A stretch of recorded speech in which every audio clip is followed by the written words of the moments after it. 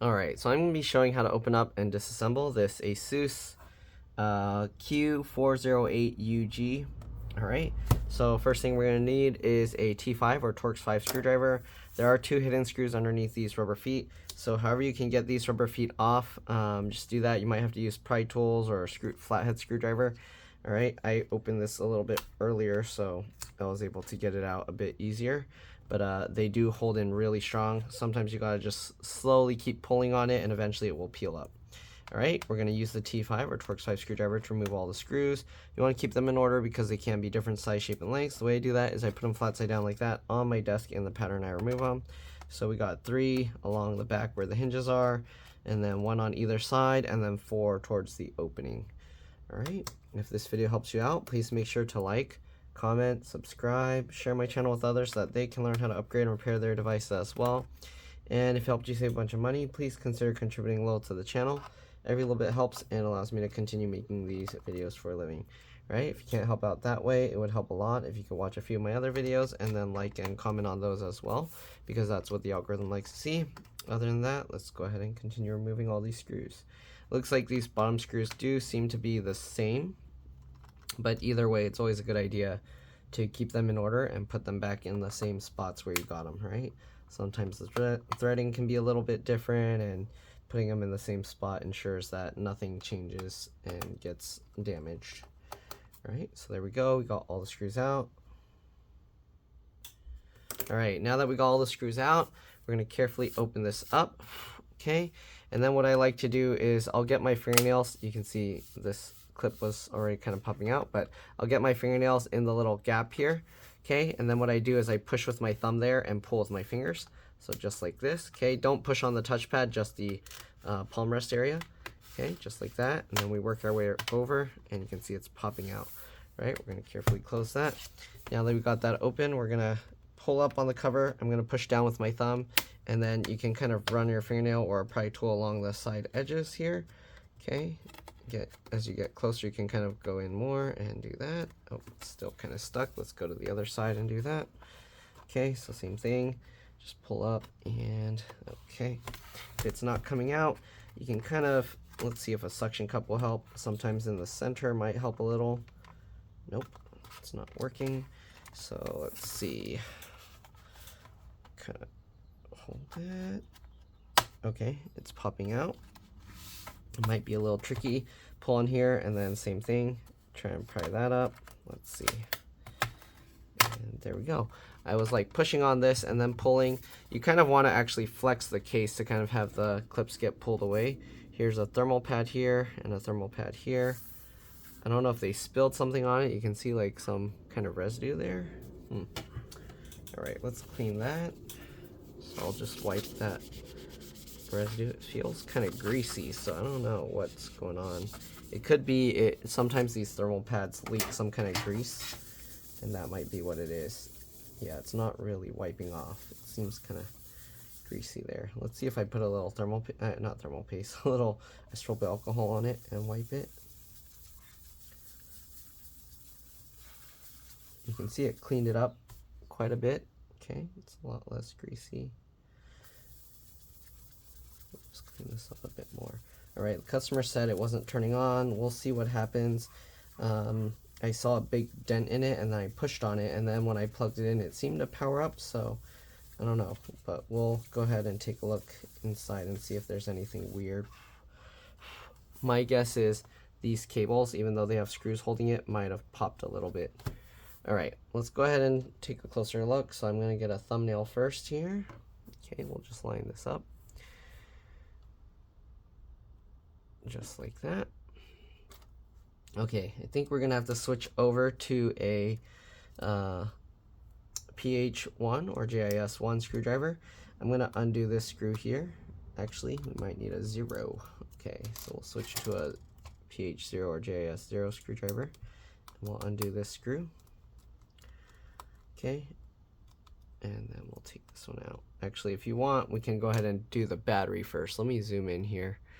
So here's the battery connector. So this has a little metal tab. You gotta slide it away. So slide that up lightly. Now that it's no longer over the white tab, we're gonna go from the sides and then just pull this up. Okay, just like that, and there's the battery disconnected. If you need to replace the battery, it is held in with several screws. Battery model number is right here. So there you go, C31N1914. Okay, so there's the battery model number. Let's zoom out and actually see about removing it. Okay, let's see if a PH1 or JS1 will work better. Nope. Okay, so we gotta stick with the 0, and let's go ahead and undo these screws. Okay, I don't want to completely take it apart unless there's something else wrong with it, but let's see. Okay, so we got 4 screws going along the top here. Okay, why is my screwdriver tip not magnetized? Okay, there we go. Fourth one here. And then it looks like there's 2 screws at the bottom, so we'll remove those as well. Okay, and then we should be able to lift the battery, but it is kind of held in with that adhesive there, so we'll see. All right, let's go ahead and lift this up, and you can see, oh, actually, that's not adhesive. It's just a weird thermal tab. So this kind of just spreads the heat down. Interesting that they put that there, and then they have more stuff on this battery. So that's what the battery looks like. We'll set that aside.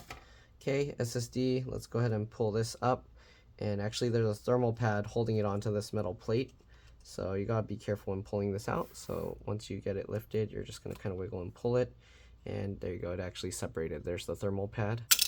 Okay, the SSD, we're gonna now lift it up slightly, and then we're going to go ahead and pull it back. So this is an M.2 PCIe NVMe SSD, 256 gigs. There's so much empty space here, so yeah, they also put a thermal spreader pad thingy on the bottom. Interesting. Okay, we're going to put this back in because we don't really need to do anything with that. So it goes in at an angle, then this goes back down, it drops into place. Make sure that it's the raised portion is going into the slot, not that the SSD is resting on top, because you don't want to put that on top and then end up damaging the SSD by putting the screw in. All right, there's little notches here where this metal plate has feet that go into, so just line that up and then push it down. All right, we'll go ahead and put the screw back in here. The speakers are just held in with rubber little things, so you can actually just lift them up. I'm going to leave it there. There's a wire going across from that speaker to this speaker over here. Okay, and then the wire for the speaker actually plugs in right there, and this kind of has a little connector that you kind of just grab and you kind of just wiggle the wing to pull it out. All right, these are pressure fit connectors, kind of like a Lego. Take these 2 screws out on both sides. You can go ahead and pop that away from the board. To put it back, you just line it up and push it down. I'm not going to take it out, but I just wanted to show that. There's this little connector, usually for like the webcams or maybe the microphone and stuff. It has a little flip latch. You flip that latch up, and then you can pull the cable out. I'm going to just slide my finger over to latch it back down. All right, fan connector, fan connector is right there. Obviously, this USB board and the micro SD card and the headphone jack is a separate board connected by this cable to the motherboard. Wireless card is soldered to the motherboard, so you can't replace it, but you can disconnect the antennas. You just go from the tail and pull straight up, and you are going to have to peel off this plastic, so I'm not going to do that. Keyboard connector here with the flip latch that you got to flip up this way. Touchpad, trackpad connector here, you got to flip the latch this way. And then you got a keyboard backlight connector here that you got to flip the latch that way. LCD LVDS connectors right here. If you're going to mess with this cable, make sure that after disconnecting the battery, you open the laptop and then press and hold the power button for at least 15 seconds to drain any residual power, right? That makes it a lot safer to work on. You can actually do that when you're working with any of the stuff. You don't have to just do that for the LCD LVDS connector, but it's the most important when messing with that connector. Okay, and this connector, it does have like a little metal latch as well as the tape, so you do have to flip this metal latch up. You can see I'm pulling on it after you peel out this adhesive, but I'm not going to mess with that because I don't think this has a screen issue. So CPU under here, and then GPUs under here. All right, yeah, if these go bad, if you take this out, you do need to redo the thermal paste. The fan looks like you can remove 3 screws and then you can pull the fan out, but make sure again to disconnect the cable. And wireless antenna there's one here, the gray one, wire runs along, and then the one with the black wires run along that way and then goes over there. And I think that's pretty much it. You can see the touchpad is held in with 5 screws here. It looks like after you remove that, it probably can like tilt up like at an angle, and then you can slide it out. Also, you can disconnect the cable from that end as well.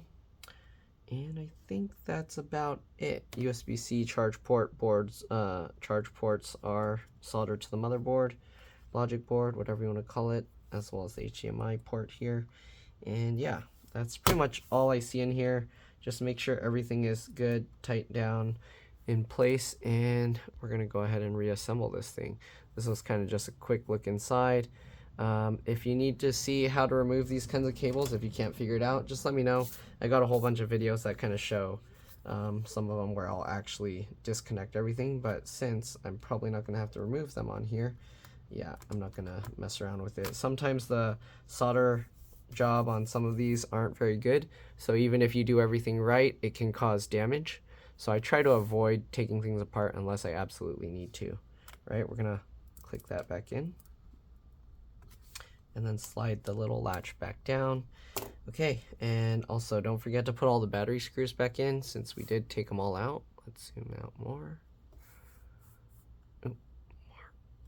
All right, so we got all of those, and let's go ahead and get these screws in. I'm trying to magnetize this. Oh, that made it worse. I'm magnetizing the wrong side. There we go. Nope, or not. Looks like there's a magnet in the case here to make it, usually it's either to tell it that the screen is closed, or it's just to hold the screen closed better. Okay, let's get all these screws back in.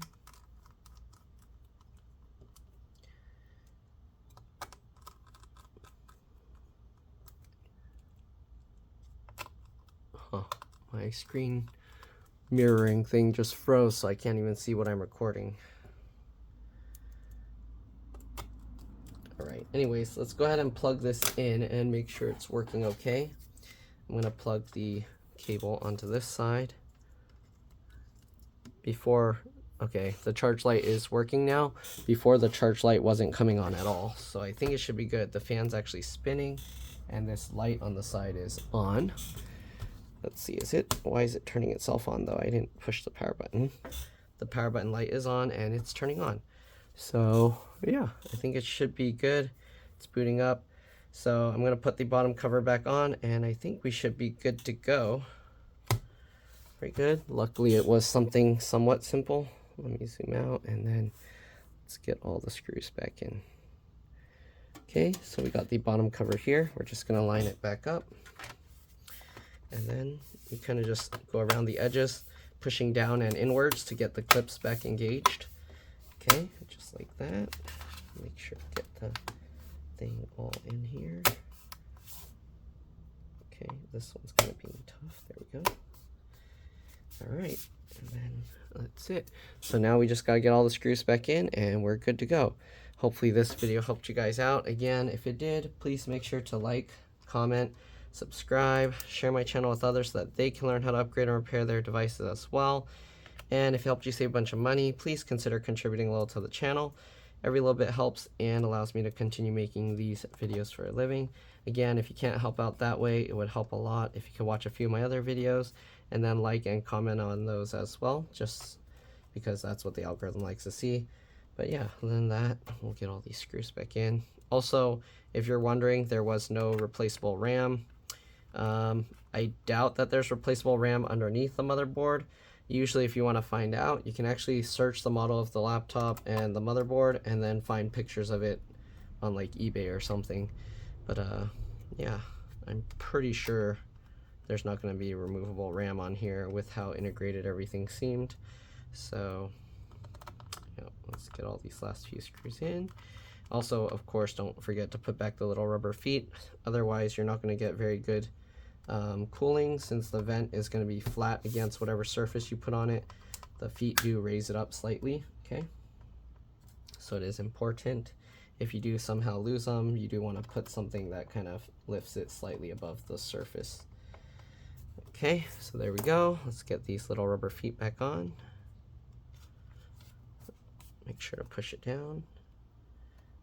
And that's it. We're good to go. All right, thanks for watching, and I'll see you on the next one. Let's drop this. Bye.